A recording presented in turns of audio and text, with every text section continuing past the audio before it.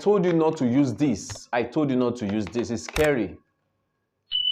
Hi everyone, welcome to my channel. How's been your day? I want to really go straight to point this moment, how to treat malaria and typhoid permanently. What we are going to do is that the first process, there are two processes I want to teach you in the first scene here. The first one is to drink enough water. What did I say? Drink enough water. You have to be taking 8 liters or 16 sachets of pure water every day.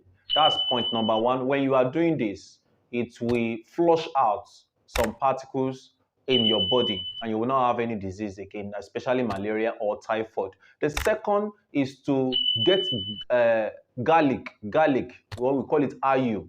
Garlic, you slice it. You have 2 slices of garlic. Take 2 slices of garlic separate. You have to put in your mouth and chew it. When you chew it, you the mixture of honey and lemon juice. You mix it together. You mix it together like that, honey and lemon juice, and you are going to drink it. They are going to be giving the children above 2 years old 1 spoon. Children above 2 years old 1 spoon, but the adults only take 2 spoons.